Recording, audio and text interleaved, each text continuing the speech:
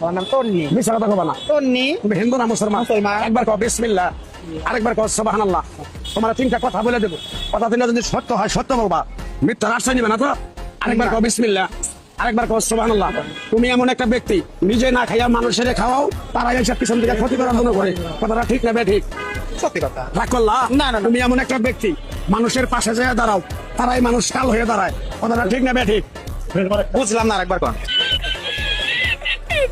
তুমি এমন একটা ব্যক্তি মানুষের দুঃখ কষ্ট দেখতে পারো না, তার পাশে যেয়ে দাঁড়াও, তারাই কাল সাপ হয়ে দাঁড়ায়। কথাটা ঠিক না ঠিক? ঠিক। রাগ করলা? না। তুমি যখন অন্ধকার রাস্তায় একা চলাফেরা করো, পিছন থেকে দাঁড়িয়ে কিরকম একটা শব্দ হয়, পিছনে তাকাই দেখো কিছুই নাই। কথাটা ঠিক না ঠিক?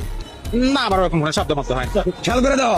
না না না, যেটা যেটা হয় না সেটা আমার তো বলে লাভ। মিছা কথা কইও না। না, আমি তার কথা বলি না। আমি তোমার যখন টাকা পয়সা থাকে তখন তোমার লোকজন থাকে, যখন তোমার কাছে টাকা পয়সা থাকে না তোমার কোনো লোকজন থাকে না। কথাটা ঠিক না ঠিক? এটা সবার ক্ষেত্রে, কারণ টাকা আছে বন্ধু আছে, টাকা নাই কোনো বন্ধু নাই। এটা আপনার ক্ষেত্রে, আমার ক্ষেত্রেও। রাগ করলা? না না, রাগ করবো না। তোমার কাছ থেকে সামান্য কিছু টাকা নিয়ে আমি একসঙ্গে খামু, তুমি দিতে পারবা? তোমার একটা গাছ দিলাম, আমি গাছ টাছ নেই না ভাই। নেওয়া ভালো হবো। না না না না, আমি গাছ টাছ শরীরে দেই না। রাগ করলা? না রাখ না, আমি গাছ মাছ তাবিজ মাবিজ আমি শরীরে দেই না। শোনা, যেটা দেবো না সেটা আমি বলে লাভ নেই। আমি গাছ টাছ দেই না দাদা। তাহলে একটা চা খামু, তোমার টাকা দিবা? চা খাবো, আমি চা খাওয়াবো, সমস্যা নাই।